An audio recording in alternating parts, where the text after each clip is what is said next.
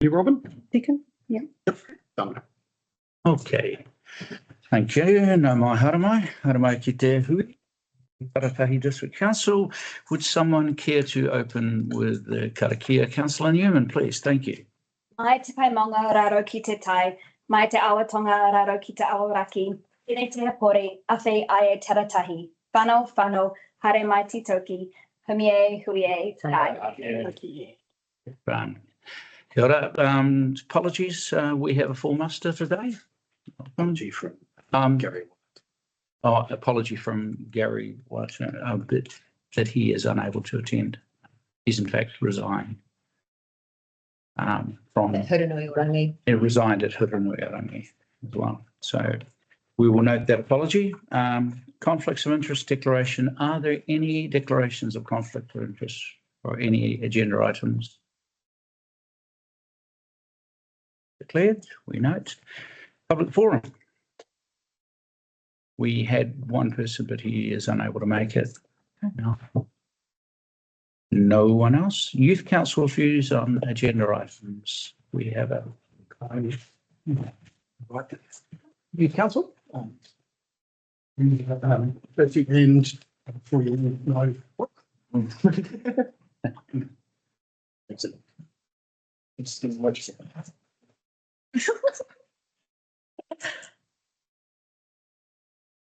welcome, Jodie. Welcome. Thank you. The floor is yours for 5. Hey. And please leave time for questions. It's nice to see you all, as usual. On the 9th of July, we had an excellent informative session with Stephen Hill, who taught us all the ins and outs of the WEP review, such as what it is, the background of the review up to 2012, and key decisions and principles, and the community boards and council initial proposal. We asked all the questions that came to mind and grasped a good understanding of it all.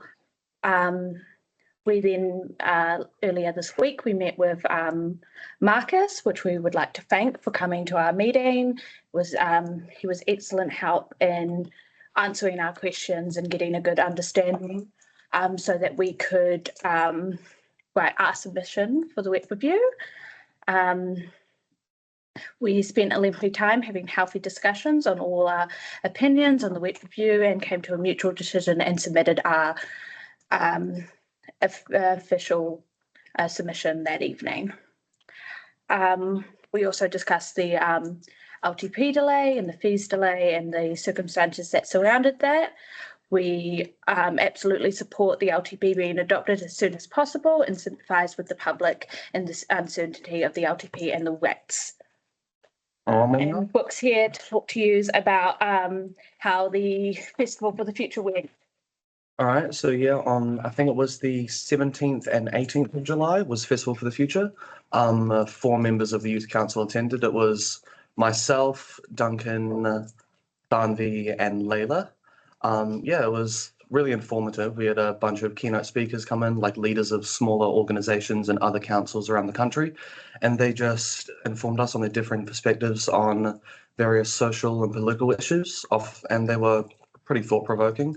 And we also heard perspectives influenced by cultures, history, personal experiences, and other things. So yeah, it was a very fun time and really look forward to going again next year.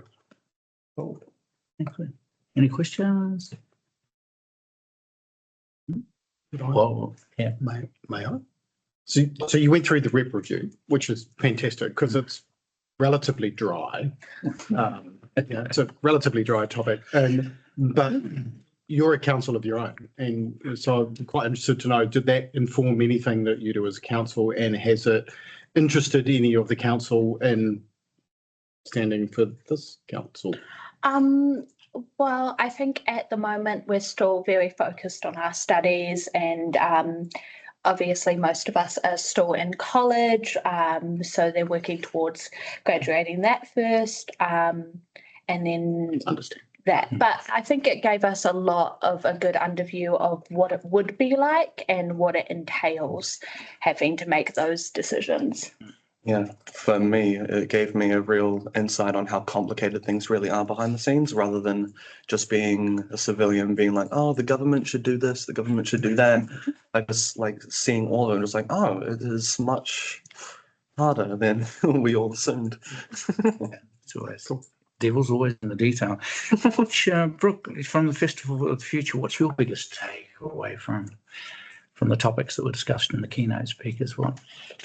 Say that there's a lot of division on a lot of topics happening around the country and around the world, and it was interesting to see how they diverge from each other. And yeah,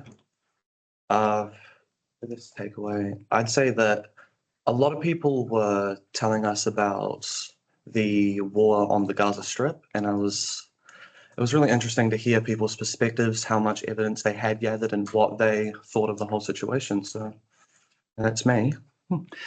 Big topic. Yeah. Itself. Very big topic. Anyone else got any questions? Well, I just want to say thank you, and please keep coming to the table. Yes, and we'll have that coffee and chat about things as we go forward. What the cash out does. Okay. Right. Thanks. Thank you very much. Okay, moving to item 6, page 6. Minutes of the ordinary council meeting held at, taking it at they're all read.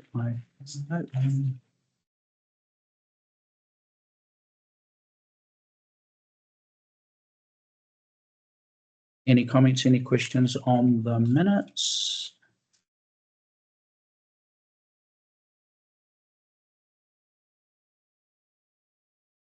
There is one correction, page 12. Wastewater WWTP Advisory Group. Deputy Mayor Dale Williams is the chair, but he's councillor. Williams, if you could amend that, please. I think that was the only one spotted. Someone like to move that the true and correct record? Councillor Lawrence, second to Councillor Abdallah. All in favour? Aye. Motion is carried.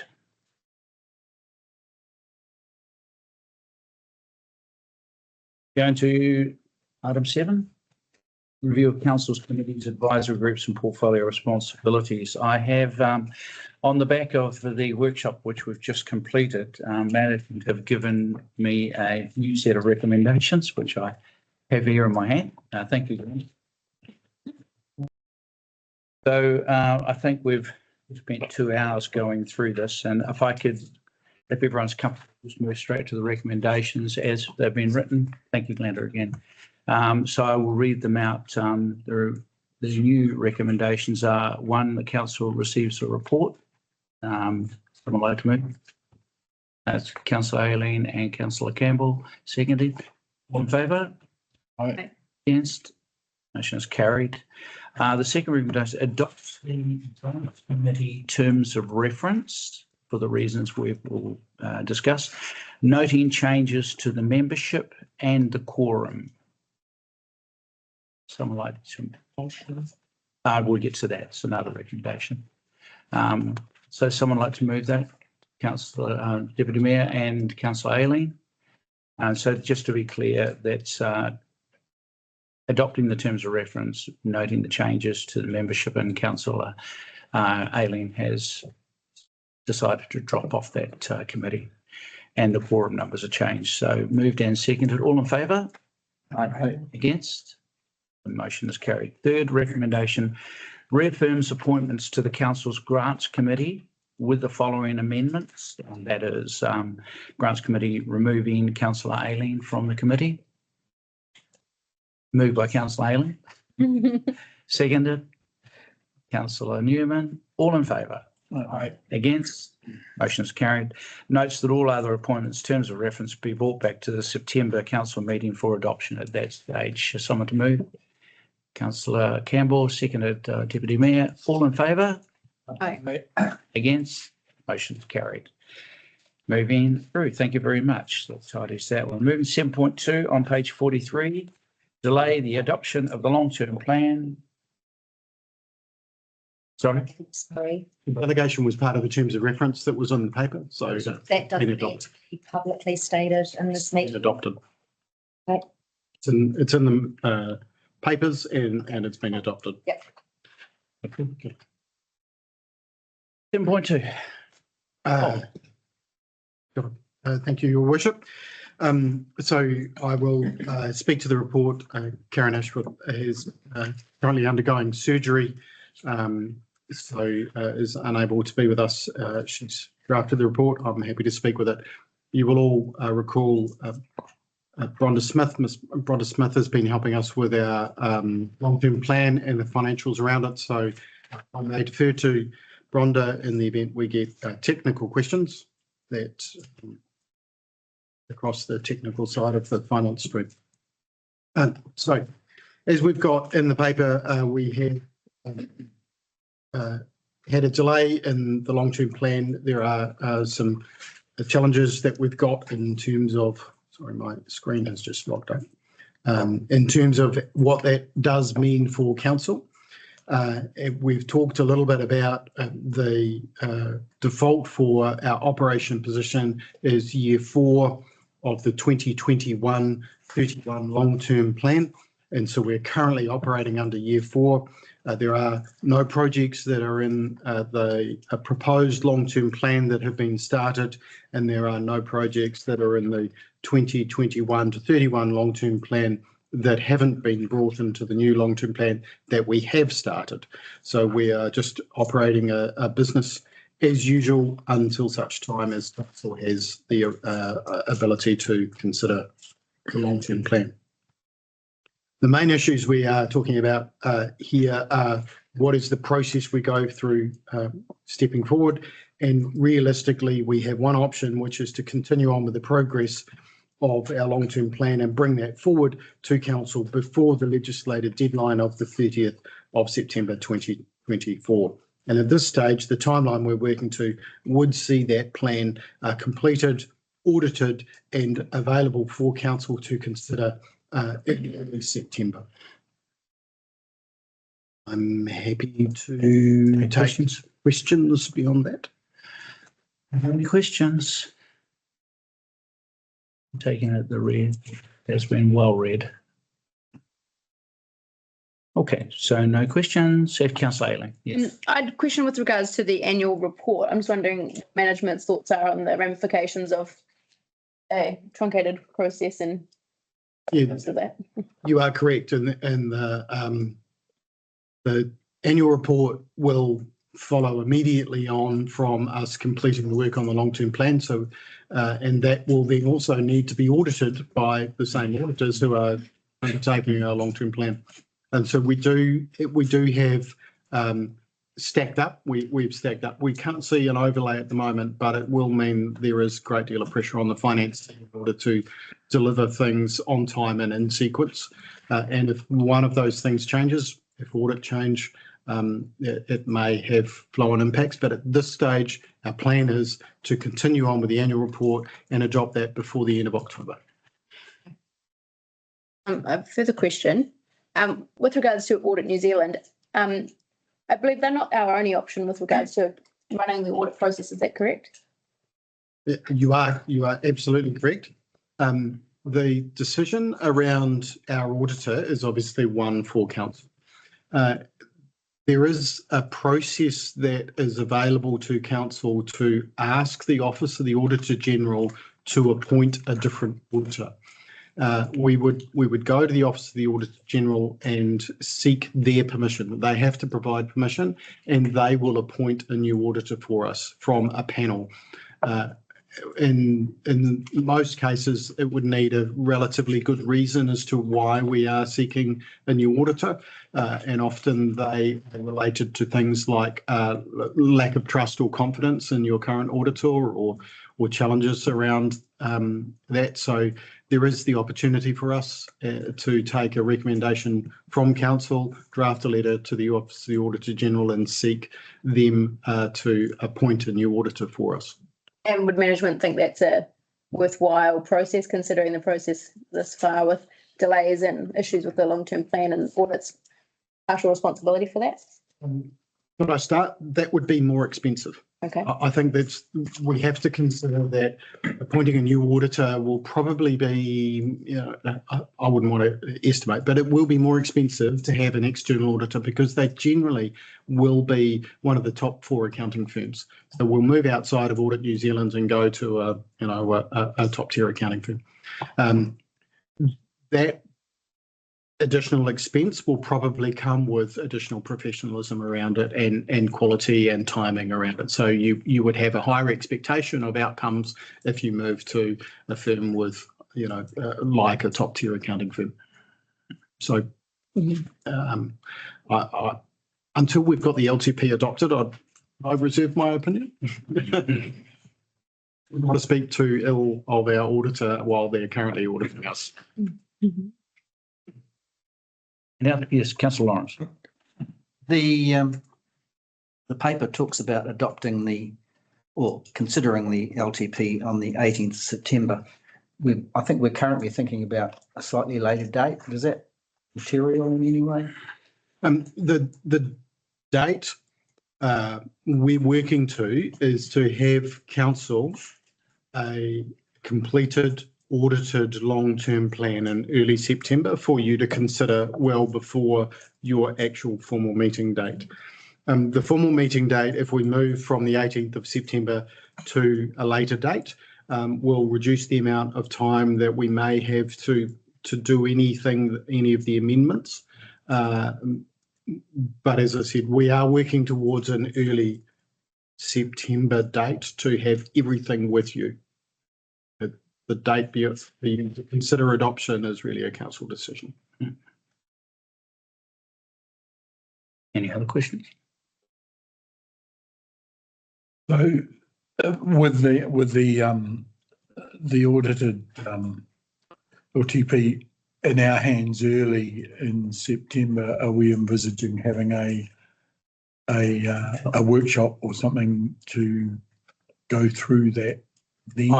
I'm more than happy to. If council would like that, we can have a workshop to go through that plan. I think the point has already been made in a discussion around it that some would like to go through and see where the changes and have been asking those to be tracked, so we can see exactly where the changes are. It's the only opportunity that council will have to review the final document before we get to deliberation, consideration and adoption, or whatever. So we'll provide council with 2 packs. There'll be the final completed pack, and you'll also have available the track changes version.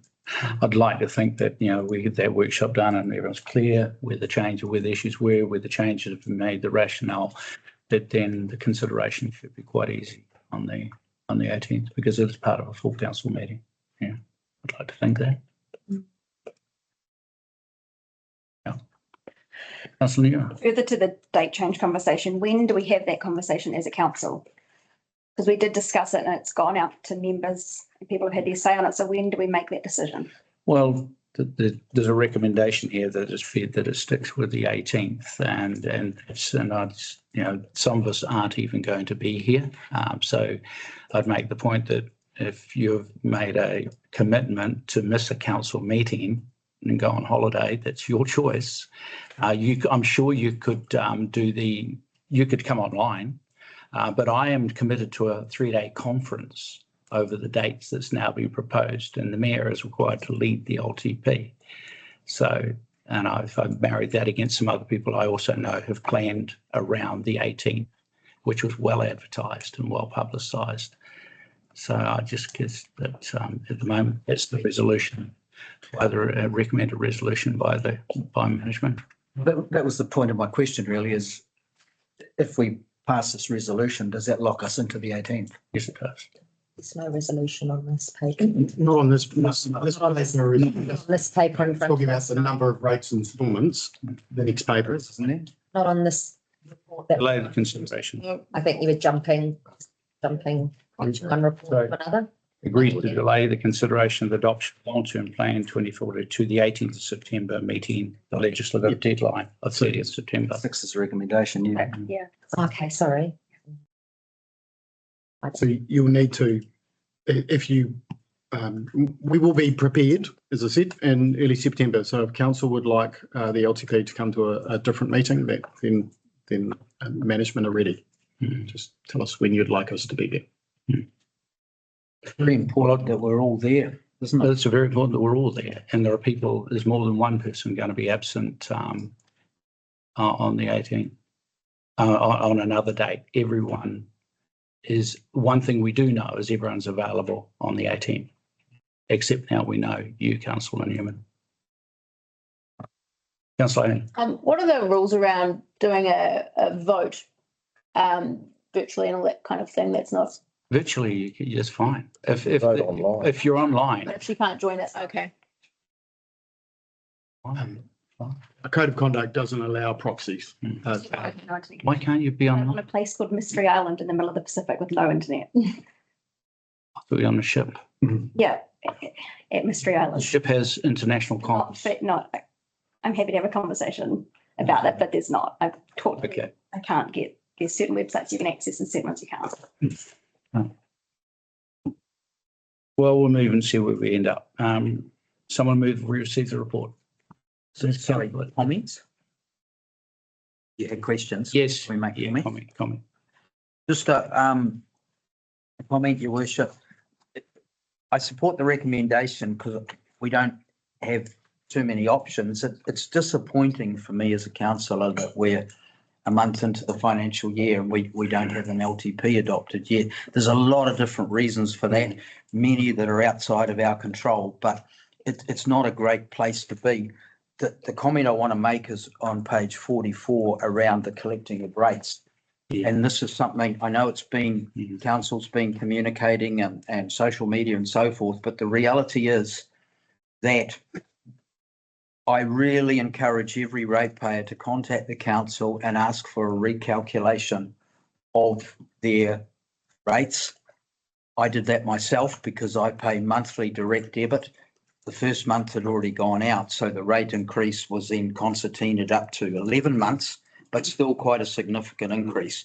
Those people who are paying quarterly or 6 monthly or annually, if they don't recalculate and don't prepare for that increase, it's going to be spread over when we finally adopt the plan a quarter of the year in, some of the shocks are going to be significant. So my message to the public is front foot it as we're trying to. Ask the staff for a recalculation, be aware of what the impact of your rates are and account for it, prepare for it. Thank you, Councillor Williams. I think, again, there's a lot of credit got to go to the comms team because I think they've been doing that work very well. And the feedback that some of us have received out around there is that there's uncertainty, absolutely. I guess, yeah. Also, Worship, it's good to note that on top of the delay that has arisen through the audit process, it has been recognised that with the delay, the rates percentage has dropped in favour of the community. So that needs to be balanced on top of what the ratepayers have to that's true. go through. So it won't be as big as could. So someone, did I have a mover to we received the report?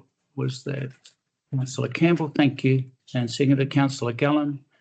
All in favour? Aye. Against? Any abstentions? Motion's carried. I just make a note of something. Robin's last name's Cherry Campbell, not just Campbell. I was just going to, can you record me as Robin Cherry Campbell, please? Yeah. Right. Okay. Agrees to the second recommendations were agree to delay the consideration of the adoption of the old long-term plan 24 to the 18th of September 24, meeting the legislative deadline. Someone to move, please. Deputy Mayor, seconded. Councillor Aileen, all in favour? Aye. Aye. Against? Motion's carried. Or any abstentions? Motion's carried. Thank you. Moving forward to 7.3, delayed setting of the 24/5 rates, and the very point that Councillor Williams has just spoken on. Keith. This paper is slightly more technical insofar as we drop into the Local Government Rating Act and talk through the options around invoicing a rate, which is 25% of last year's rate before council has had the opportunity to set a rate for the current year. So there is a legal process that would allow council to invoice 25% of last year's rate. We would have to do that by the 7th of August, and that invoice would need to go out 14 days before 1 year after last year. So it's very technical, but the 7th of August this year. Legally, we could do that. Technically, we could do that. Practically, our system cannot do that and then set a new rate in September when we adopt when you consider and adopt the long-term plan. So we can't do two. So practically speaking, what we're recommending is that we drop the first instalment and move to a 3 instalment year. So those 3 instalments would remain the previous due dates for instalment 2, 3 and 4. And we would move from a 4 instalment year to a 3 instalment year. All of our comms, which have been going out suggesting that, but also suggesting to ratepayers, as Councillor Williams pointed out, the best way forward to help customers manage cash flow is to set up a monthly direct debit or a direct credit with council. We can recalculate the rate, and that would smooth the impact of moving from 4 to 3. Assuming that the paper's been well read, this is a challenging issue, and given the comment that has already been made, I'm not sure how much more you want. Are there any questions? Councillor Haley. I don't think it's mentioned in the report, but I'm trying to remember in the past, we talked about credit cards as a form of rates payment. That's not available here, is it? It has to be a direct debit from a bank account. Credit card payments aren't allowed, are they? That's a great question. I Pay by credit card at the office, if that helps answer the question. I know I tried initially because They don't have credit card facilities Right. on the bank accounts. Yeah. Oh, Rhonda's got a hand up. No, yes, hello. Rhonda. Hi. You can pay by credit card online over the website, but we can't set up a direct debit to a credit card, which is, unfortunately, that's not available for us. But they can pay online via credit card rather than coming into the office. Does that add additional cost to council? Well, yeah, there is. So normally the credit card charge would be charged to the credit card user. Yeah. Correct. Yeah. Thank you, Brenda. Okay. One more question, just in terms of the financial impact, we've got an estimate here of $46,000 of interest. Do we not have sufficient cash reserves on the balance sheet for us to lend the money to ourselves? That is a very good question, and the $46,000 is the difference between what we would be expecting to get should that cash be an investment versus us using it for operational purposes. So what we've used is an LGFA rate, assuming we would have to borrow. We may not need to borrow. It will depend on the number of ratepayers who decide to go on a monthly payment. It will depend on our cash draw over the next couple of months. So this is the most conservative estimate, assuming we had to borrow the whole lot. We don't think it will be as bad as this. We won't know until after the fact. Mm-hmm. Good question. Any further observations? Then might we move straight to the recommendations? First, someone move that we receive the report, please. Councillor Ayling, Councillor Della, seconded. All in favour? Aye. Against? Any abstentions? Motion is carried. Second recommendation that council adopts the recommendation that council collects rates for 24-25 rating year over 3 equal instalments with due dates 20 November, 20 February 25 and 20 May 25. Someone to move, please. Councillor Lawrence, seconded by Deputy Mayor. All in favour? Aye. Against? Any abstentions? The motion is carried. Thank you. 7.5 on page 64, adoption of fees, charges and 24-25 fiscal year. Please. Could I take you back to Oh, sorry. 7.4? What I missed? Oh, I jumped right over. Sorry, missed my tag. Okay. 7.4 budget carry forwards. Sorry, go Chief. So relatively standard process every year. We have the end of a fiscal year. We have in-flight projects that have approved budget. In order to continue with those projects and minimise the impact on ratepayers, we need to carry forward some of those budgets. This paper highlights those carry forwards and is seeking permission from council to include to carry them forward into the next fiscal year. Happy to take questions. Questions? Observations, comments?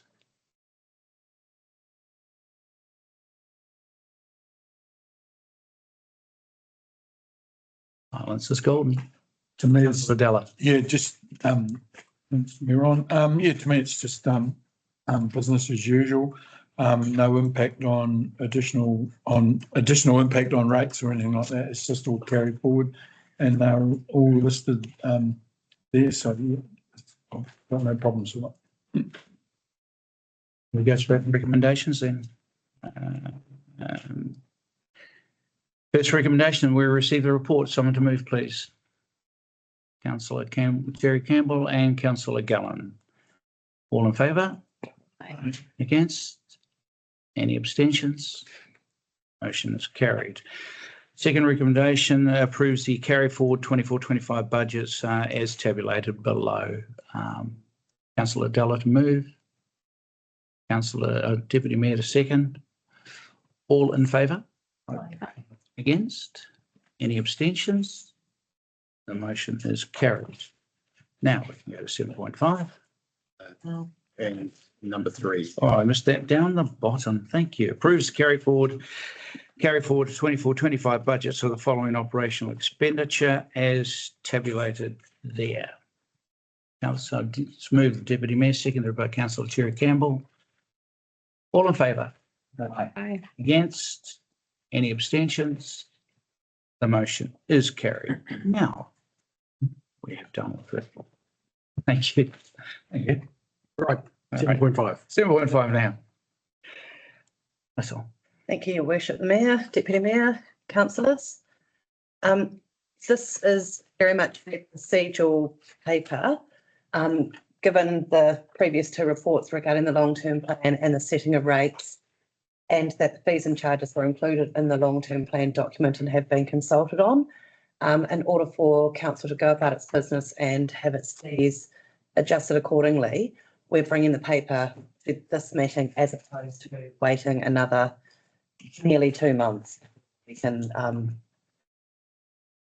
look at our fees and charges. This is also particularly important when you look at the things like libraries and the waste, where we've got Waste. those joint services, because by further delaying also means that the other 2 councils won't be able to amend those fees in accordance with the decisions that they have made.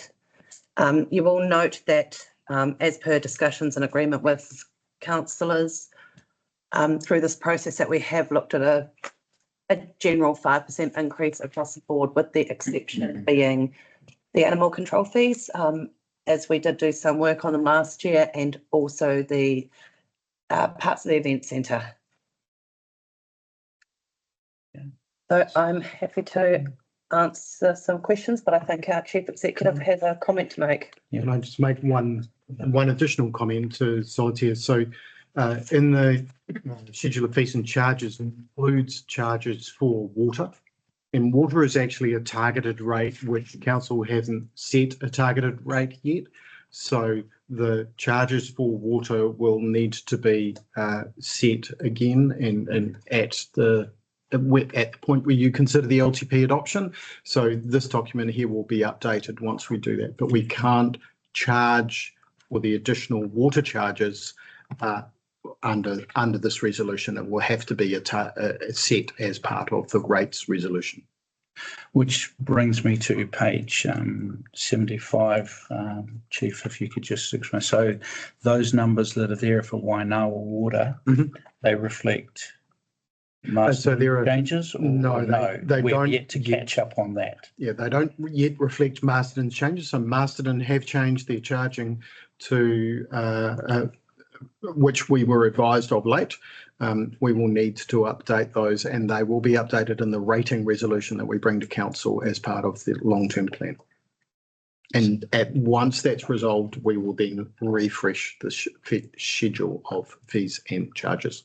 So just for your information, that this background, there's a bit more background in here that the Chief of I met with JNL recently to have a conversation around that, and how for them to have a think about how it might affect their most recent decisions going forward. And it's really on their table, but the Chief has been very clear to point out that this is not finished and those costs will transfer through, and they will be coming. And they will be higher. And they will be 30% higher from the Masterton end. Yeah. So I know there's a lot in those tables, and I'm sure that you all went through each and every little bit of them. Councillor Williams. Just been in front of council a few times already. Yeah, and just a couple of comments, because I make them all the time, but what the heck, for consistency, I'll do it again. So as Jeff and his worship have just said it on page 75, you know, I've always been, I just can't believe that we charge $2 a metre when people exceed their 225 cubes allocated.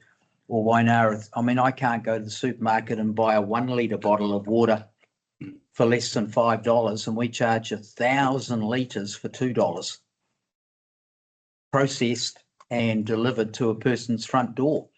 You know, if the idea is to reward and then penalise, so somebody exceeding that generous 225 cubes, I don't know why a cube isn't $20, $50, $100 to encourage that fixing leaks and so forth. I just don't see how we can sell 1,000 litres of water for $2 a cube. I just don't. I think para 4, page 64, where the management have again affirmed council's desire to see things move away from rates-based funding more towards user pays, reflects that change, and that's been reflected in our thinking, the long-term plan, and clearly it's crystallising more. The other side of the coin is that given local water done well or differently, it won't be in our hands. And I would envisage that a commercial entity under separate autonomous commercial entity working within the confines of the new legislation, which requires the water development plan. I keep getting that Water services delivery plan to be delivered in a sustainable, financially sustainable manner, as the legislation states. We'll see quite a shift going forward, but that is not our doing. This is not the doing of this council. This is legislation. Just a couple of other comments on the dog registration. There's often chat on social media about, you know, comparing South Wye and Masterton and so forth. And, you know, urban dogs, $110, $2 a week. You know, for me, and this is quite provocative, but it doesn't matter. You know, owning a dog is a lifestyle choice. When you compare it to registration of a motorcycle or a whole lot, or a golf club membership or a whole lot of things, it's not extraordinary. The thing that does strike me is dogs classified as dangerous, only 165. I don't know why that's not 1,000 or, significant, given that somebody choosing to keep an animal that someone else has classified as potentially dangerous. That's actually set in legislation, how much we can charge, and it's based That's on right. your urban entire fee. So we don't have the ability to increase that significantly. Any other questions? Councillor Lawrence. Should have asked this question months ago, but I've just noticed it, so I'll ask it. Who needs a hawker's license and how many do we sell? Hawk does. You got to be able Your to- food stores, your mobile fees. So it's a permit to do those. Okay. Farmers market. Yes. And part of the reason we do it too is you just, for example, things like a coffee cart, Yeah. you do want to make sure that they're not actually just going to set up on a street in an unsafe manner or be right beside an existing business. So, it's about managing that, the distance and the safety. So how many do we issue? Like, Off the top of my head, I couldn't answer that right now, but I can go away and. no, I don't. No. 100. So that's 100. Well, that's assuming that everyone is hawking license and that we're I'm sure Solly wanders around checking. like our Doing the parking, district. Right? like our parking restrictions. Are there any other councillor, please? Green waste. I think people ask me, I don't know the answer. Why do we charge for it? Why don't we like mulch it up and sell it? Or, what do we actually do with it? Why does it cost? Because we don't do anything with it. We have to have Karakia take it away for us, and that's the cost that's associated with it. And what do they do with it? Mulch it somewhere else? Like compost. There are aspects within the waste system that are more profitable than other aspects. So, the aluminium recycling, glass recycling is a relatively, profitable waste stream. And they have relatively unprofitable waste streams, which are rubbish. So, the whole thing balances out. But yeah, there is a cost associated with it, particularly with the green waste. Councillor Gill. Does animal control, does that come under dogs only? Is that where the money comes from? No, animal control is the activity as a whole. And so there's a portion of it that is your fees and charges. There is also a portion of animal control as a whole that is ratepayer funded out of the rates. And that covers, people stock that are out on the road where our team's got to go and do that. Roosters in the urban area, not just dogs. Inquiries about cats and should we be microchipping cats? So Anyone else? Any others? Anyone else first before I make an observation? Thank you for page 20, the event centre breakdown. I'm pleasantly surprised at, I'm surprised at the charge out rate for the auditorium on commercial rates is 900. Is that generous? Is that within the market? I'm assuming we've done our comparisons with Solway and others. Yeah. And the community rates, I'm really. Community That's rates pleasing. are That's set pleasing. at 50% of the commercial rate. It's about, less than.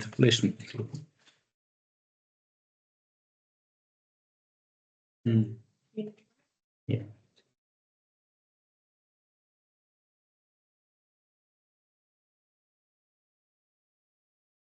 Interesting to know.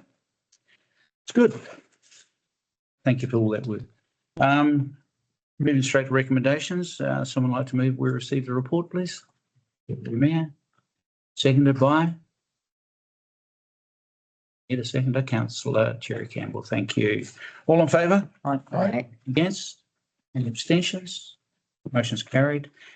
Recommendation 2 that council adopts the fees and charges set for 24-25 year to come with effect on 1st of August 24. Someone to move, please. Moved by the Deputy Mayor, seconded. Councillor Gallen, all in favour? Against? Motion is carried. Well done. Thank you. Thank you very much. And 7-6. Adoption of the Wairarapa Class 4 Gambling Standalone TAB policy. Please. Thank you, Your Worship. I would just like to note that we are the last council to adopt this. Because as we have seen in the past, when we've been the first cab off the rank and with joint Wairarapa wide things, if the other councils haven't adopted them, it's just been a lot of officers' time having to bring everything back to our council. So in this particular instance, I said, yes, we will make sure that we go last. And both Councillor Cherry Campbell and Deputy Mayor Cretney will appreciate the amount of work that they have put into this policy with the amendments and the changes. And in particular, there was a change in Martin about the allowing for some relocations, provided it wasn't on a permanent basis. And I think for elected members just to probably keep in the back of their mind with that, Masterton does have a lot more of those higher decile areas. So there was potential to have a lot more issues with that as opposed to in the South Wairarapa and Carterton with our decile rankings in no way near what they are in the Masterton area.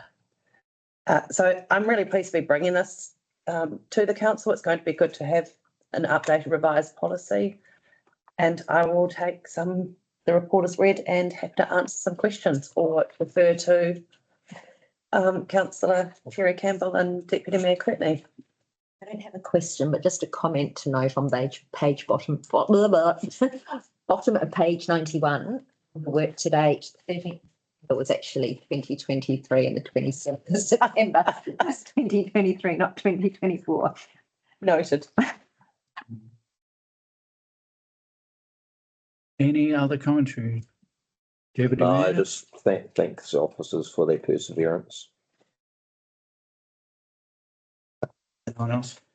If I was to make a comment, I'd just be to repeat what I've said before, is that personally, I think the focus on TABs and pokies is now out of date. All the information I keep getting from people who sell scratchies, lotto tickets and phone and top-ups on phones are suggesting that gambling online on cell phones is now where it's at. And however we might try to control and socially engineer the wider populace away from pokie machines, we could remove all of the pokie machines tomorrow and shut down all the TABs, and online gambling would explode. And I think sometimes, yeah, but I want to congratulate and thank you, Councillor Cherry Campbell and Deputy Mayor, for your work and all of the management. I know that it's been quite an exercise for you all, and I appreciate the fact that you recommended the paper that we be last cab off the rank for this, and maybe looking at other areas we might like to follow suit on other shared agreements. Yeah, for ease of everybody. Thank you. So moving straight to recommendations then, there are a few. Could I take 1 to 4 as one? Does anyone object to that? So I'll have someone move recommendations 1 to 4. Councillor Cherry Campbell, seconded by Councillor Lawrence. Thank you very much. All in favour? Aye. Against? Any abstentions? The motion is carried. Recommendation 5, I won't read it out, but as read, noting that there is an amended word in there, the word permanently is inserted, is highlighted in red. Someone to move. Thank you, Councillor Della, seconded by the Deputy Mayor. All in favour? Aye. Against? Against, that's Councillor Ayling. Voted against. Any abstentions? Motion is carried. Do you wish that to re-record, Councillor Ayling? Thank you. Can you explain why? For the reasons that the Mayor was speaking about, from reading everyone's submissions, I just thought, yeah, I don't think this is solving the problem. And so I think it's just, more government control in areas that's not actually going to save people from gambling harm. So I'd go further. I mean, I supported the motion because I'm the mayor, but I agree. I share that view. I think we're creating nationwide, not this council, not the Wairarapa. I think nationwide, we are creating a bigger problem that we have no control over, and we don't get any revenue out of that. community grants will Stream. And I know you can't even play Candy Crush without someone inviting you onto an online gambling site. So, so there you go. I'm not sure I would have made that. Any games. You've just gone down to the youth council's view. I know. You're still playing Candy Crush. I'm still a kid. But you look at any online stuff right now, the number of them, it takes our people straight to offshore gambling sites for the nation as a whole. And I have to point at governments to be ignoring that and thinking that they were doing well by focusing on Ev's Bar or whoever. It's a nonsense in my mind. So I understand your rationale, but I voted along with the committee recommendation. Government regulation around it, as we should. No, there's not. Yes. Recommendation number 6. Someone to move, we adopt the Wairarapa Class 4 gambling and standalone TAB venues policy attachment 1. Someone move. Deputy Mayor to move and seconded. Councillor Della, thank you.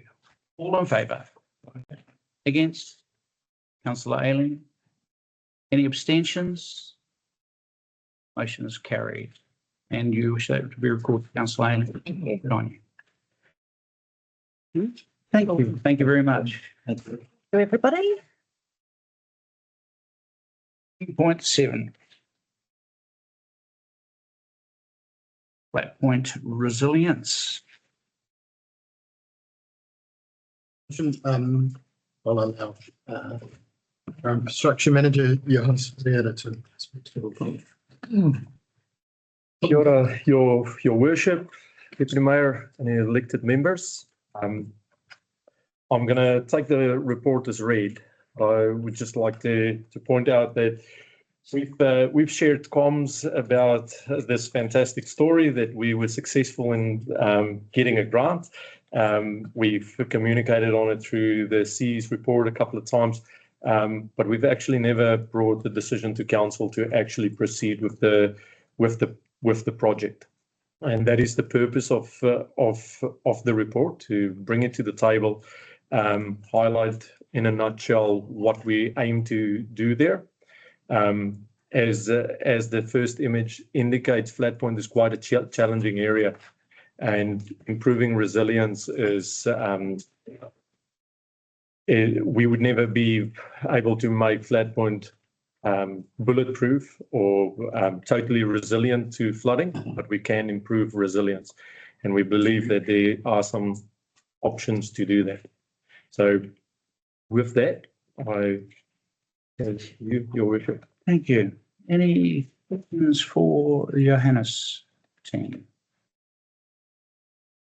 Johannes, just in relation to this flooding, I think it's fantastic that you've managed to get funding to support the work. Just thinking about the impacts of the flooding on this community out at Flat Point, is this transferring into the urban area of town or other areas around the Carbon District that will potentially be impacted by flooding at some point? And it being put onto developers that they need to actually protect their development from potential flood, so that it's not put on council at a later date to try and sort it out. So I'll just take a step back, and in the last 3 years, we've had 5 significant storm events, and during those storm events, Flat Point was hit probably the hardest across our district, and probably also the most challenging to address. That's why we thought that it would fit the bill or fit the criteria of the grant. In terms of our expectation on developers, Solitaire is probably a better person to speak to our expectations on that. I don't know if you want to add anything, Solitaire.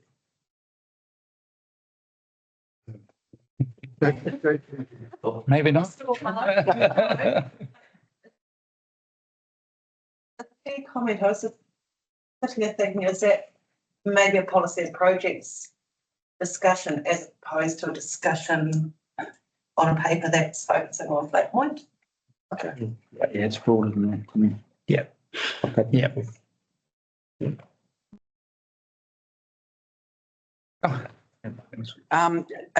How's this project being received by those that have got a stake in this? You list the stakeholders you'll be working with going forward. Are you aware of any reluctance or any pockets of resistance that we might get, or is it being received in general as, oh crikey, this is a great thing for my property or my community? My understanding is that this project is received well. I do believe that there's probably some in the community that's got views of what they believe should be done. But that's why we are working with all the affected parties. Most of the proposed work is proposed to happen within the road corridor and on the farmers' land, and they are very supportive of what we're proposing to do. But I do believe that once we get to a point of discussing the options with all the stakeholders or all the affected parties, I do believe that they would be supportive of what we aim to achieve and what we are likely to achieve. Can I just follow up with that? And I'm sure this will all be part of design and so forth, but I know with water particularly, any work sometimes has unintended consequences. I mean, building a new fund can keep water out until the water goes over it, then it keeps it in. You know, are we confident that any work that gets done is going to not have those unintended consequences that could come back and bite us if we cause new damage or different damage or more damage than might have otherwise happened in an event? So that's a very good question. So once we've finalised the design, we will get a peer review and see what the impact on modelling would be. With that in mind, we have that the stages were put out in that order with that exact thing in mind, so that we work our way back from the ocean side towards the bund, which is the most western part of any activity, so that we don't affect anything or don't aggravate any area. Yeah, I suppose just taking on what Deputy Mayor just said, I mean, Flat Point has up till now been a sleepy little cluster of beach huts. If we suddenly take an interest and raise expectations, I'm thinking in terms of liability or ongoing expectation from the community that, I'm just highlighting the fact that I hope that the work we do, A, is well received, that we're doing it in good faith to add value to that community, and B, that we don't start something that we might look back on and regret. What we've communicated to the community in the past when they came to us following the events was that the problem originates outside of council's area of influence or area of where we can actually do things. And but this grant gave us the ability to cross our boundaries. So that's why for this with this funding we can do that. Otherwise we would not have been able to spend council funded budgets on these activities. So sorry for this, but like in the future, in terms of maintenance of any upgrades and so forth, does that become further down the track a targeted rate on that community to maintain these new infrastructural investments or, the question is longer term maintaining of anything that we're doing as in terms of flood protection. Is there an expectation that that community, the area of benefit, will pick up the tab? I believe if I consider what maintenance will be in those various stages, it would be around the roading corridor and roading activities. That's around continuously clearing the bridge structure in and around. So it will be similar to what how they are currently targeted or as the community. The activities that's further away, I don't necessarily see that as something that would have to be continuously maintained. Okay, thanks. Councillor Newman. The contribution of 60,000 from the roading contribution fund. Where does that money come from? Like, who contributed to that fund? So that is from financial contributions from development. At Flat Point in particular? No, it's across the whole district. But it was obviously there was financial contributions at the Flat Point development as well. Okay, and there's still development happening out there. I haven't been out there, but the map looks like there's new builds. Stage 2. So we know that they're building in a flood prone area. Do they have to pay any more, knowing that, we've got to do things like this to keep them safe? So the plans would have taken into account the height of the floor level. So there's the Great Wellington. There's Coastal management area, but it's actually not an identified flood zone from a planning point of view. That's your subdivisions, the building act itself. There'll be natural hazards with it being the coastal areas, but there's minimum floor heights that they will have to comply to under the building act. So in the the stages are up the hill, aren't they? On the end of the road and up the hill? No. Oh, there's a slight rise on the couple and they go up to the The June. second, third stage is the flat. meantime, they continue building on the flat, not having to pay anything additional to council, even though we're having to spend extra money to protect them. It's going to be ongoing. Can I supplementary in on that? Because I fully get what Councillor Newman was saying. So backtracking, a lot of these subdivisions were approved how long ago? The consent was given some years ago. They've sat idle for many years. So the consents were already given and decisions. 6 and 08. That's right. And I was guessing in my head, but that's correct. And so those consents were given then. Development charges were set then. Those are paid when according to those numbers at that time. You can't change that now. But I think this conversation is simply reflecting the views of many that were this to be done today, it would be a totally different scenario. And on top of that, they're living out there paying their rates, and the roading portion of their rates is at 0.8% of what residential urban ratepayers are paying, whereas and their roading costs out there is quite large potentially to maintain it. Because that'd be on rural differential, I think she's meaning. Yeah. So. May I? Yes, please.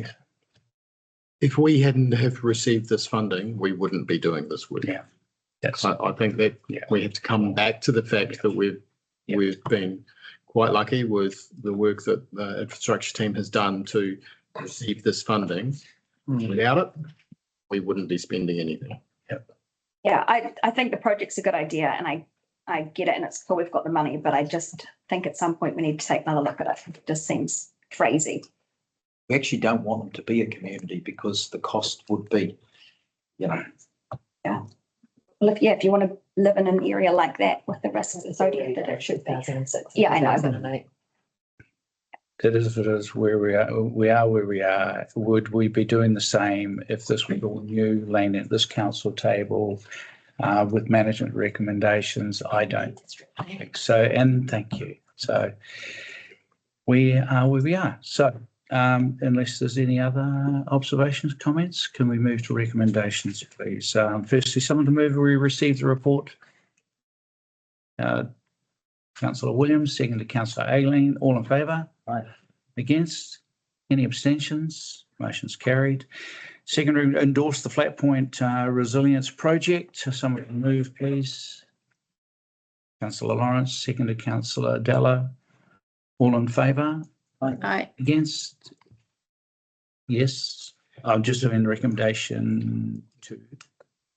Carry on. And any abstentions? No, the motion's carried. 3. There's a typo in 3. Typo in 3. Approves the project budget of $410,000 as unplanned expenditure funded from $350,000 unplanned revenue and $60,000 funded from road contribution. Noting that adjustment to the paper, $350,000 unplanned revenue and $60,000 funded from roading contribution. Someone to move that, Councillor Cherry Campbell, thank you. Seconded by Deputy Mayor. All in favour? Aye. Any against? Any abstention? Motion is carried. I just want to finish by saying, look, Johannes, you and your team, well done. I know that working that up out there was work, and to get to this point and to have that external funding is something you should be proud of. You've done a good job. Site visits take a long time too. Sorry? Yeah, that's right. I do know from Long drive there and back. my last visit out there, and a person was trying to drain his sunken garage because they put the garage lower. Were proving challenging, so. The hints in the name, flat. Could have been soggy water. 7.8 Norman Avenue Road upgrade, the biggie. Johannes, you're up again. Thank you, Worship. I love it when the team delegates to me. So Norman Avenue upgrade, I'm going to take the report as read. The reason why this, as noted in the report, this project was triggered with the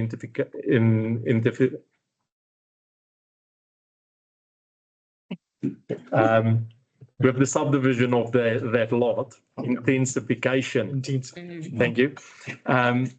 With the intensification of the lot, and where we require the developer to construct a section of road in front of the subdivision.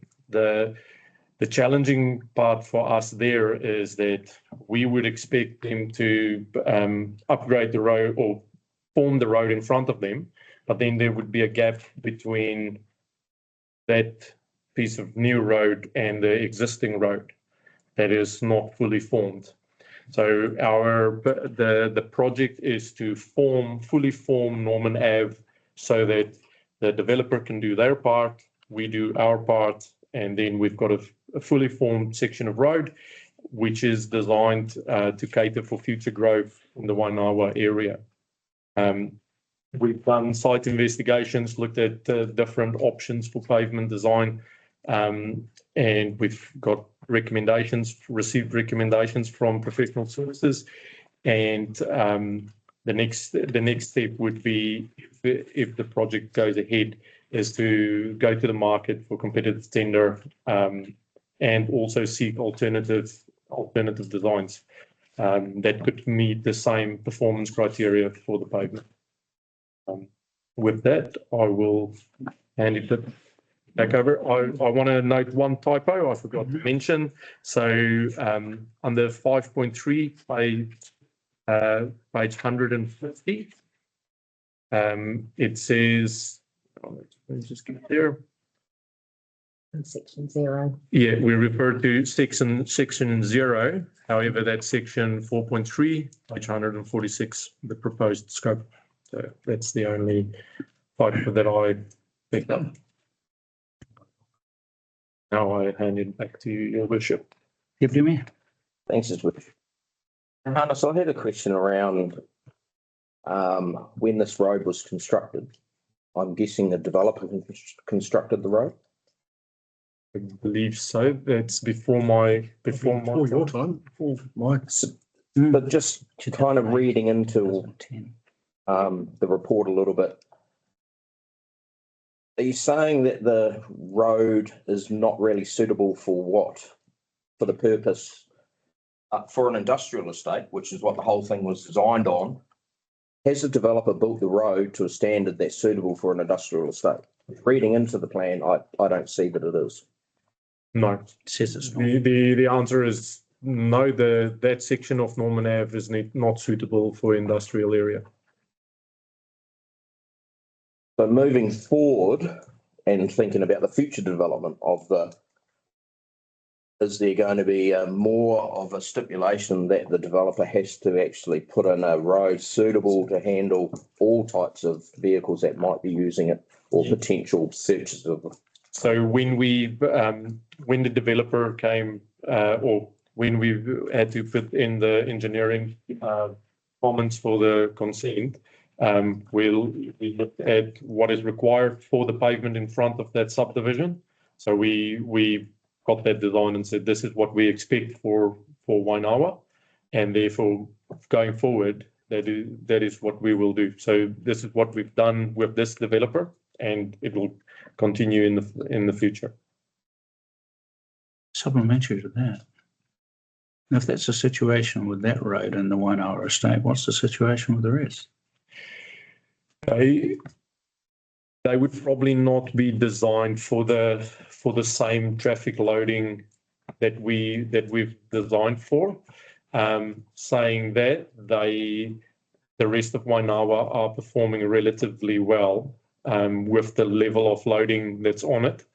The section of Norman Ave is not performing that well.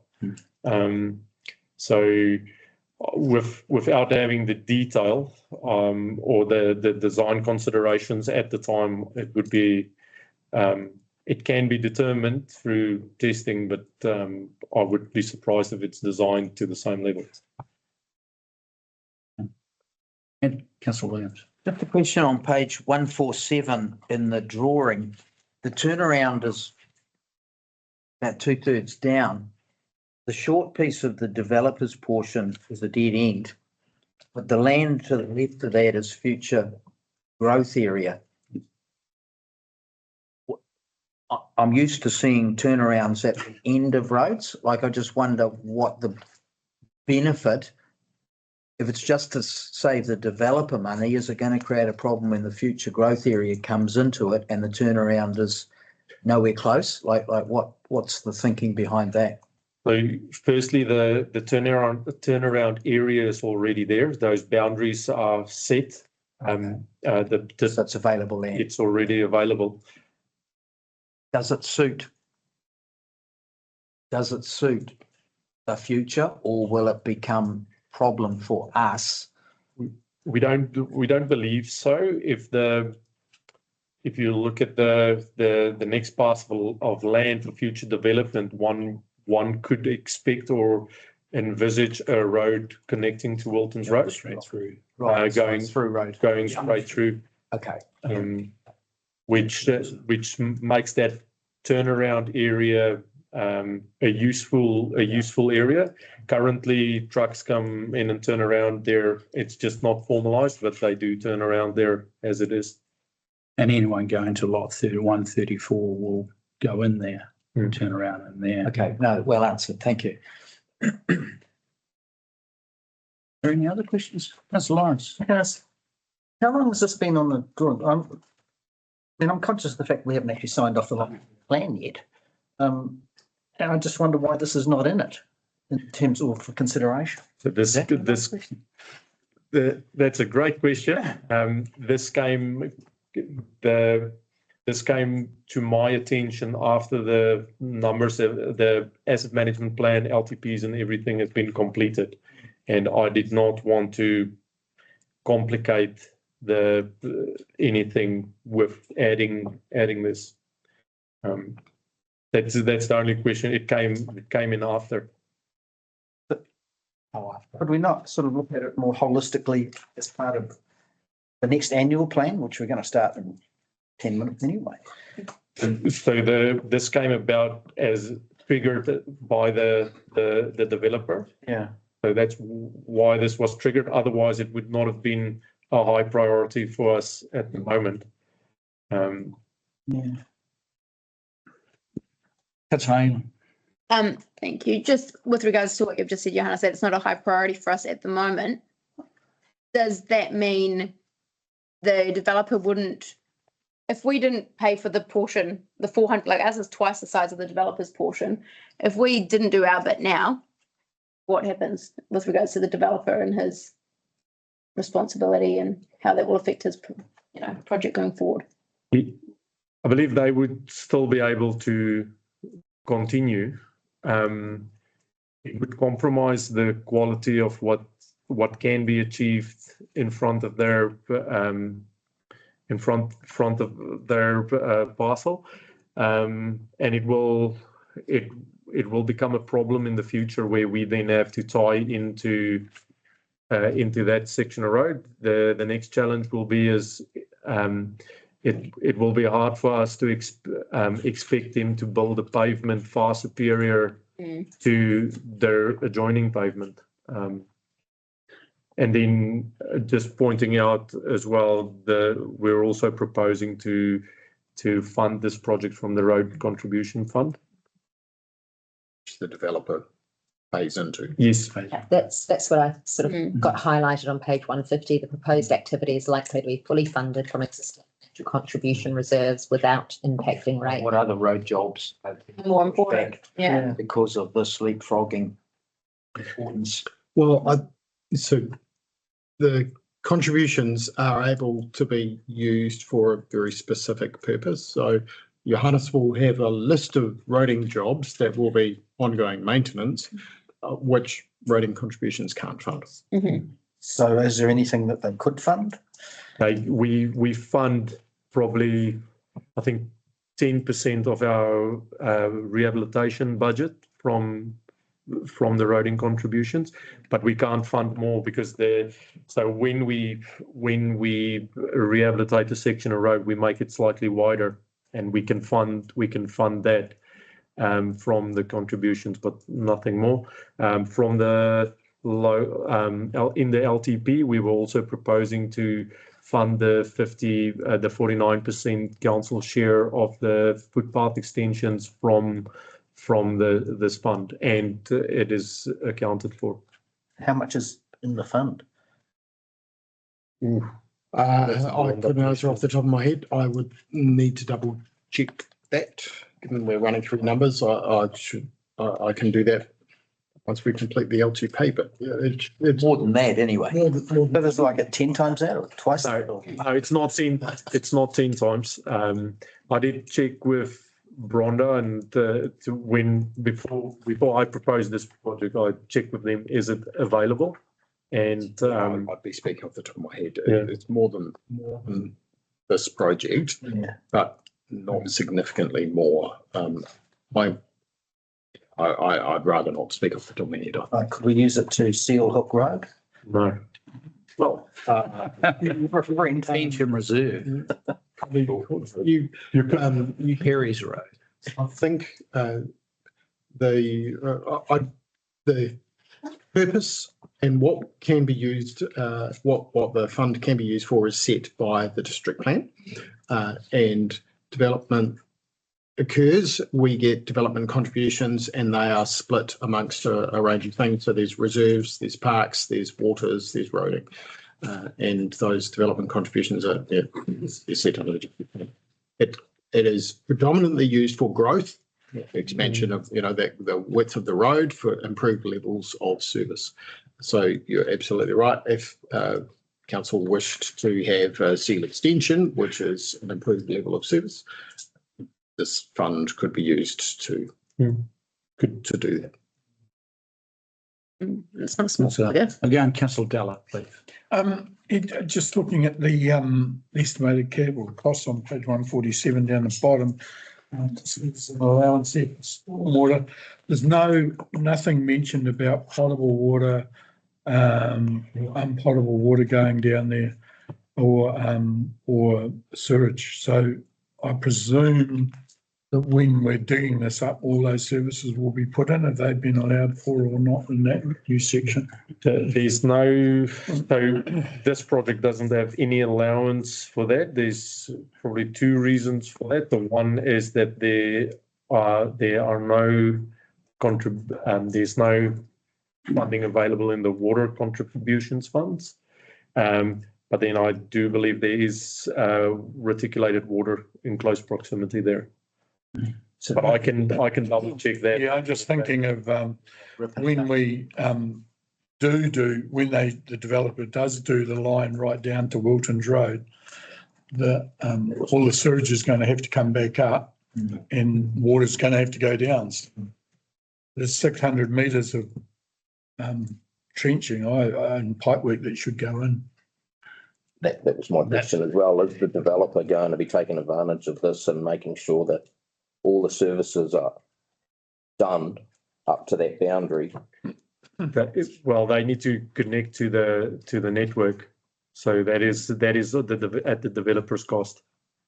So they need to do that. Providing we don't put the road in and then a month later start digging it up. Oh no, no side of the road, wouldn't it? Yeah, it's down the side of the road, and they wouldn't. I can double check, but they would put it in before we do the surfacing of the road. The scoping of this is just about the road. Yes, Correct. Yeah. I can double check on the water services for those lots and report back probably at policy and projects if you want. It will be, it will end up in the road reserve, the services. That's the plan. Can I just follow it there just as a comment? I just, for the councillors, historical knowledge. So that part of the land was developed prior to the structured land coming into place. That extension over the railway line was then vested in council. They were only looking at the consent document, and they were only required to sell up to where their lot was entering. And there is advice notes on the resource consent because that lot had been vested in council. Just noting that council will not construct the road until further development occurs along it or adjoining it. Council will also not extend reticulated services to the area until further subdivision occurs on the site or on adjoining lots. So that was actually a decision by council in 2015 with the expectation that at some point in the future, there would need to be some extension of that portion of the road.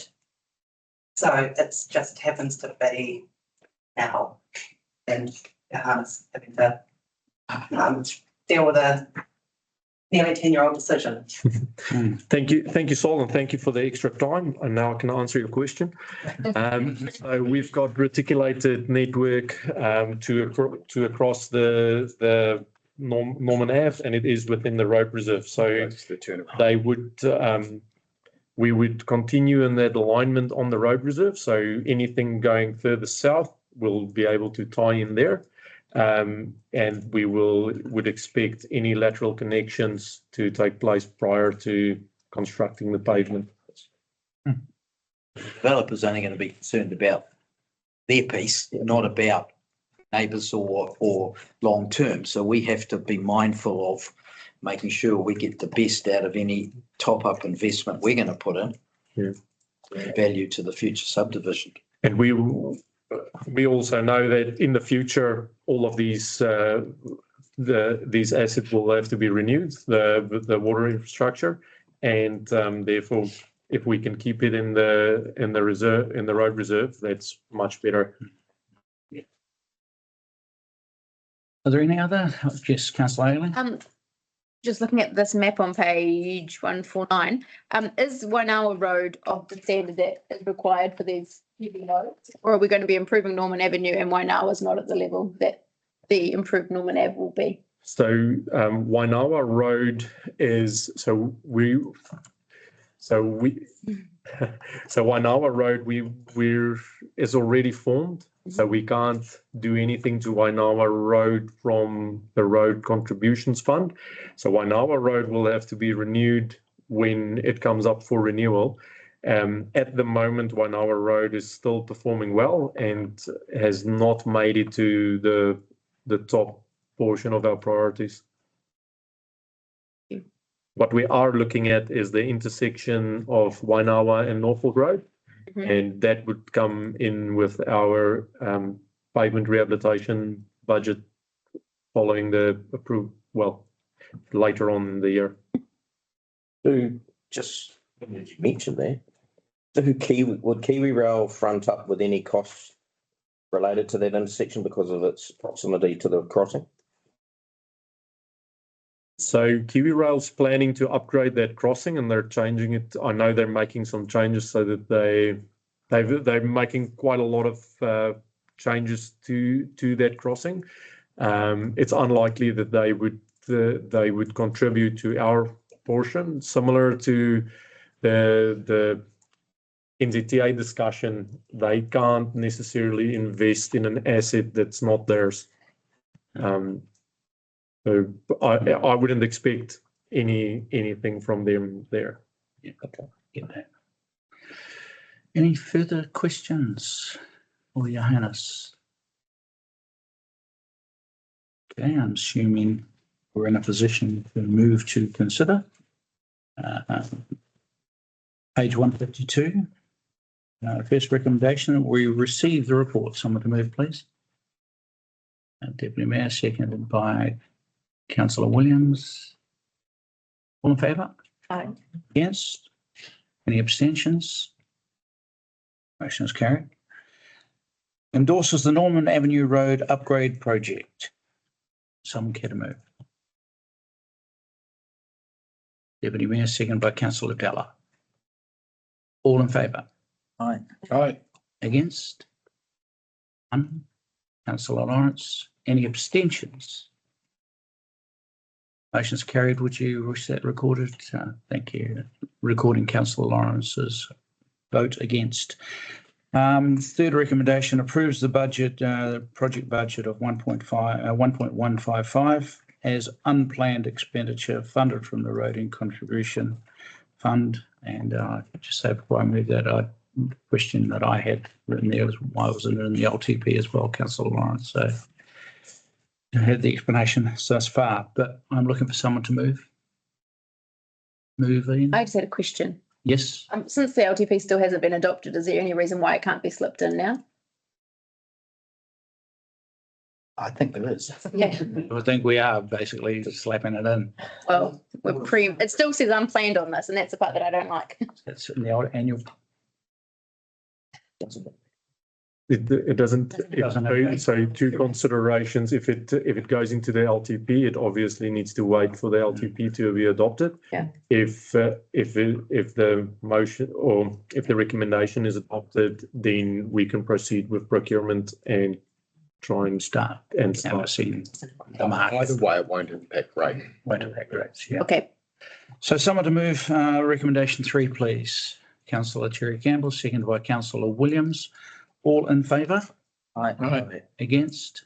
Councillor Lawrence noted. Any abstentions? Motion is carried. Thank you. Yep. Wow. Have you would have done well or better or maybe? Okay. Well. Local water done well. Well done. Thanks, Dave. Thank you. Thank you. Local water done great. I don't think has ever been on a council agenda. Local water done maybe. Perfectly. Local water done differently? Maybe. Just local water done.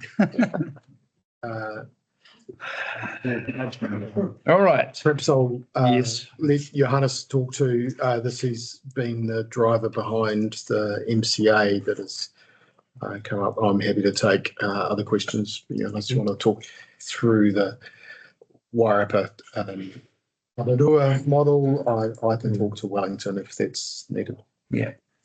Thank you, Your Worship. I'm going to take the paper as read and just talk to why this paper is in front of you.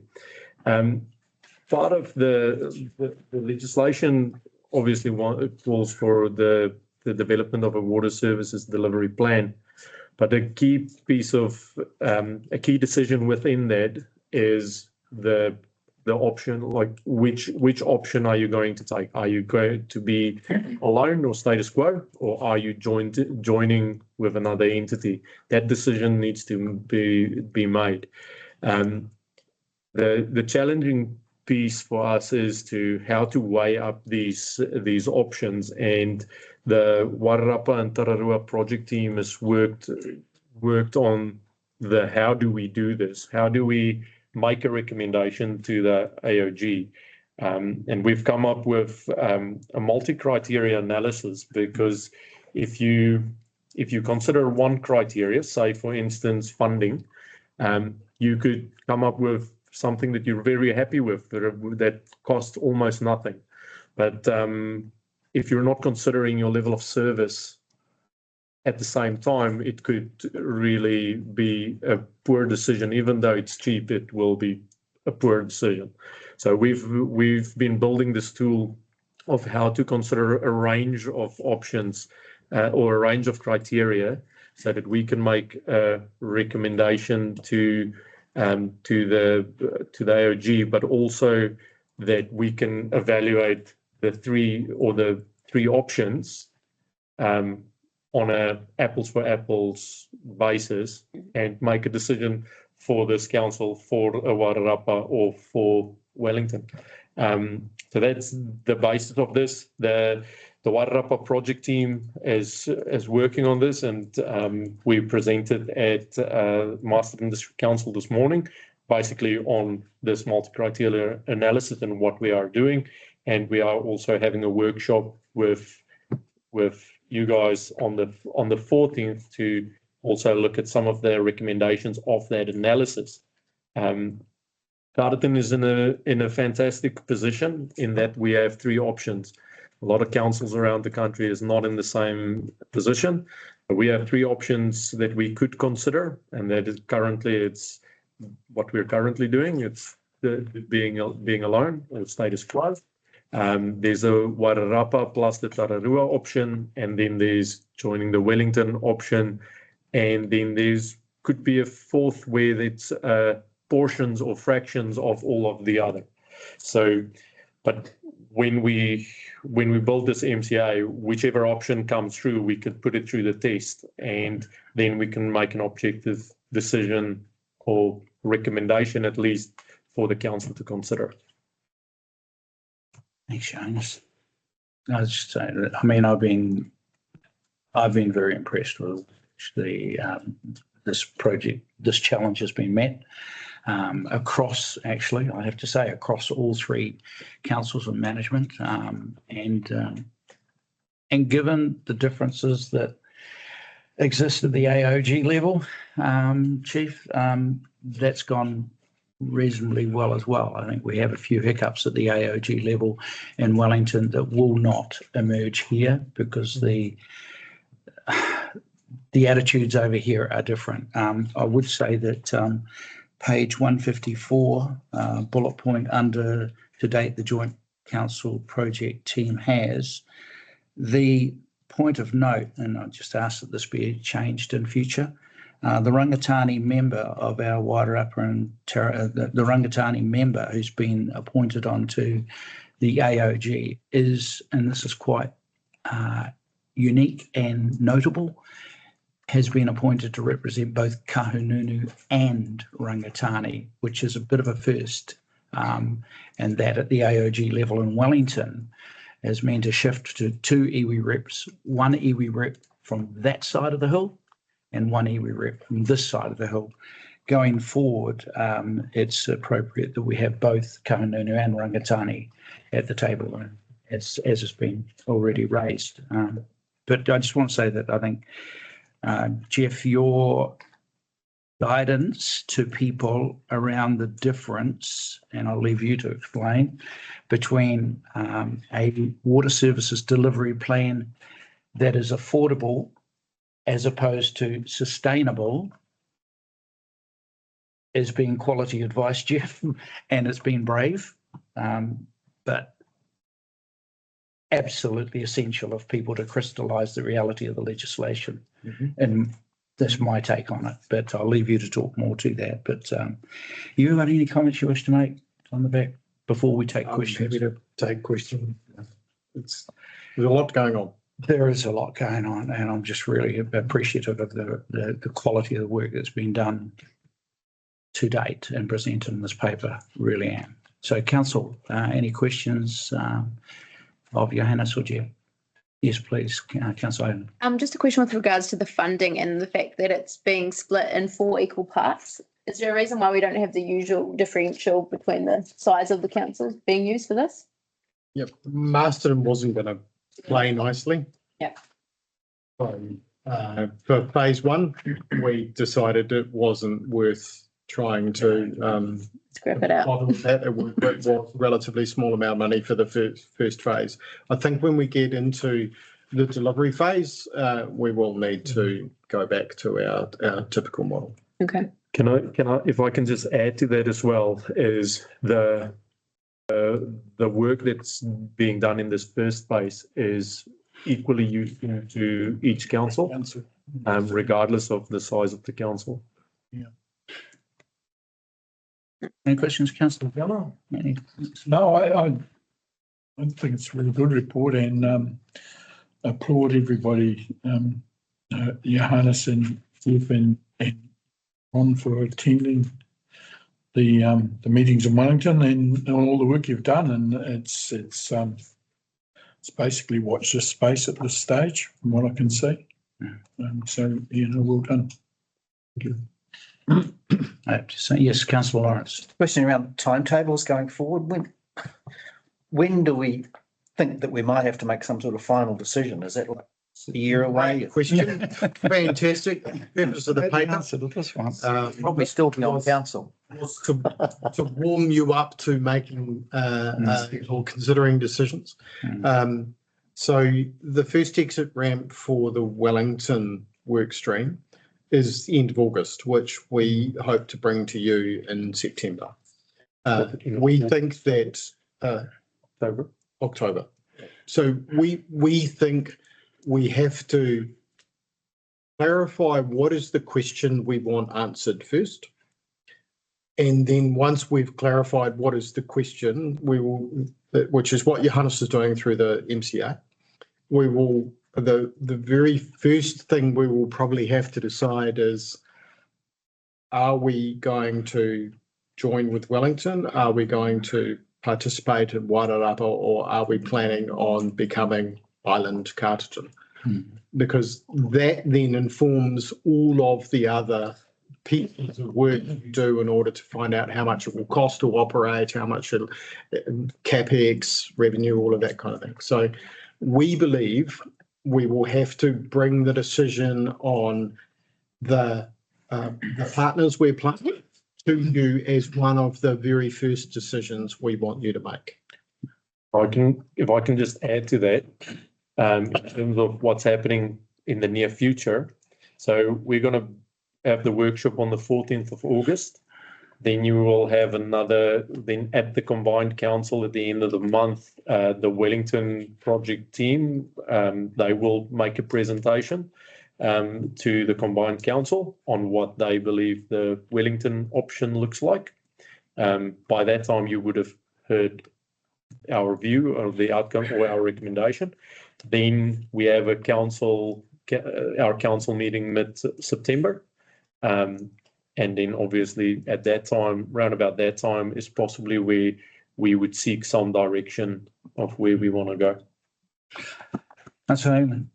Just it look like if we get to that first off ramp and we decide we're going to step away from the Wellington option, but our buddies in Masterton and the South Y and Taurua keep in, that sounds like that could be a precarious position to be in. I think it's worth noting they're not mutually exclusive. Okay. So we will continue with Masterton, South Wairarapa and Tararua on the Wairarapa model until such time as everybody thinks that that's a spectacular waste of time and it's never going to work. So even if we decide to step out of Wellington, Masterton and South Wairarapa may continue on. They will have to fund the second phase of Wellington, and we wouldn't need to fund that. But it doesn't mean they're stopping the Wairarapa work. Yeah, okay. I'm seeing there's a second,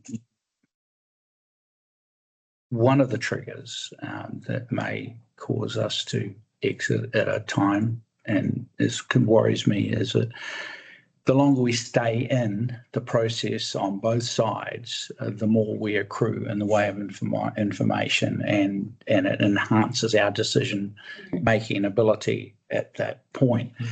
But one of the triggers that I'm conscious of is the financial contributions that come with being a member of the group. Yeah. And as we get to the second phase and the third phase, the costs might then become very challenging for us in South Wairarapa in particular.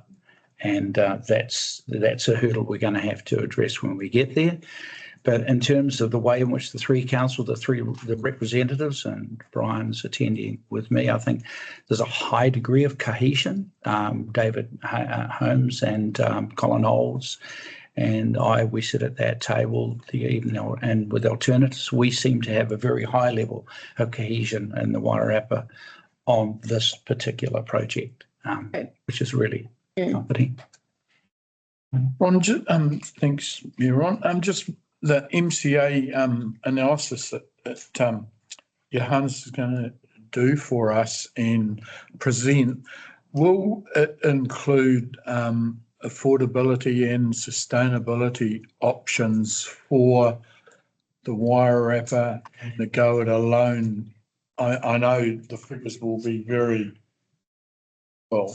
general, but we need some of those figures for short term and long term, looking out 10, 20 years, as to help us make those decisions. I know I think it's a beautiful segue for the chief to have that conversation around affordability, sustainability, and the relevance of either. So the legislation talks about the water services delivery plan must deliver drinking water standards. It must meet regulatory and environmental standards. It must cater for housing growth, and it must be financially sustainable. Now, financially sustainable is from an investment lens, i.e. the plan that is delivered must be able to renew assets at the time when they fall due for renewal and fund that either from debt or revenue or both at the same time without becoming unsustainable, i.e. the debt level blows out, the revenue number blows out, or you're unable to spend capital. The word affordability doesn't look from an investment lens, it looks from a customer lens and says, is the price affordable? It cares nothing about whether or not the actual plan continues to maintain the assets in an appropriate manner. So I think what we need to do is be clear when we talk about affordability versus sustainability. A plan is sustainable, but it may not be affordable. So it's a very, very good question. And I think when we go through these decisions, we're going to have to look at a range of different, take this decision from a range of different views. We can look at it from an affordability view. We can look at it from a localism view, from an infrastructure view, from a financial view. I think there's a range of different ways that we're going to have to look at. And that's the whole point of using an MCA, because it allows us to rate each one of these views and come up with a decision that isn't linked to one particular lens. But the assessment? That is very good. And I just want to add, in the financial piece of the MCA, we consider short term, 0 to 3 years view of finance, because I know there's a lot of people that's very interested in 3 years. Then there's obviously the medium term, 3 to 10 years, and then there's the long term of 10 to 30 years. That is just 3 from the 13 financial criteria, but we will share that at a later stage. But we do consider that. But the constraints in there are what the legislation says right now. Yep. And unless, and if government listens to the submissions, particularly our submission, and the Wairarapa wide submission, and makes changes around the term of the period at which financial sustainability has to be achieved, then we're locked in a pretty dark space. Is that correct? Yes. Yeah, I think it's also worth noting that councils have never been required to ring-fence water assets and make them financially sustainable. We are required as council as a whole to be financially sustainable, but what we're being asked is to take part of that, cut it off and make that bit financially sustainable on its own. And that's never going to be cheaper than what it is today. It will always be more expensive. And we just need to be aware of that. Going into this decision, nothing is going to be cheaper than what we're currently doing today. And surely if something's not affordable, it can never be sustainable. The legislation doesn't use the word affordable. And that's where, and there is the argument that affordable, setting charges, fees and rates according to what was politically palatable and affordable is what's created the problems that Wellington faces. And the new standalone CCO or COC will be operating according to the legislation as it's written. And I really do like the way in which the MCA has been put together. It enables us to have a look right across the spectrum. But the legislation still is the legislation. And if it's sustainable, it says sustainable. And therein is the big challenge. Yeah. The longer it takes, the better off we are. Heaven help us when it. Well, it is. If it's dragged out 35 years, it's perfect. And that was our submission. Okay, that's what we said in our submission. Right. Just another thought, affordability, sustainability, but we're also talking intergenerational assets that we're going to be putting in the ground. And some of those assets are going to be operating for 50 to 80 years. So we're intergenerational, but yet the maximum terms that we're looking at making it affordable are a hell of a lot shorter than that. So do we need to somehow get some legislative change in the time that money can be borrowed or spread over? I don't know. I know it's appreciated time of the asset, shouldn't it? I think you're absolutely right. But sustainability, if you turn it the other way around, it didn't become unsustainable over a relatively short period of time. So for it to become sustainable should also take a relatively long period of time. Otherwise, the burden on our communities will be excessive, and we can't do that. How does I'm just thinking about the consenting side of things. How does that fit into your multi-criteria analysis? It could be in the not remembering everything that's in the report. Just in regards to our 35-year consent, MDC may struggle to get their new consent in 3 years. South Wairarapa are already in considerable trouble. So that's a fantastic question, and it was asked this morning as well. Not so specific to the consent, but it was asked, what if we've missed something from that? One of us has missed something from the asset management plan, and now all of a sudden we need to spend $50 billion. Anyway, no, sorry. And that was an M instead of Brentford one. No, so basic, no, so sorry, $50 million. 50 bill. And that's why the multi-criteria analysis works on principles, and we're comparing options, and obviously within that there's assumptions. Now, if we do the analysis with principles, then when there's changes in dollars spent, you would say that if option 1 or 3 were the preferred option, that it would still deal better with the scenario when it comes up. because of the principle.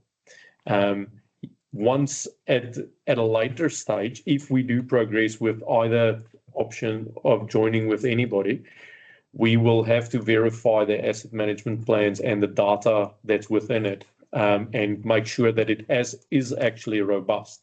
Because currently, say if we are looking at the provincial option, there's 4 asset management plans. Some of us are very confident with our asset management plans, and then there's some of us that's not that confident. But that work needs to be completed.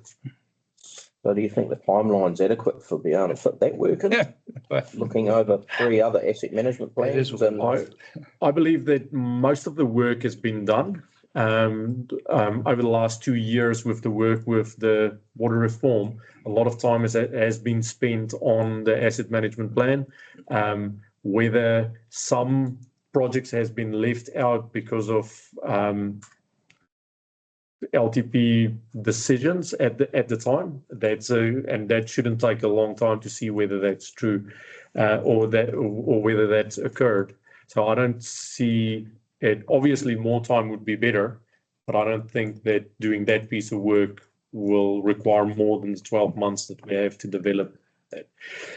Just further to the timeline, we are required to present a water services delivery plan within 12 months.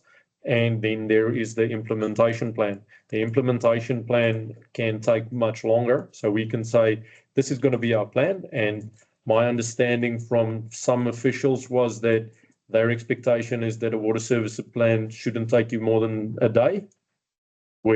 So they're obviously not expecting a lot to be in that. Anyway, so we got 12 months to prepare that document is achievable.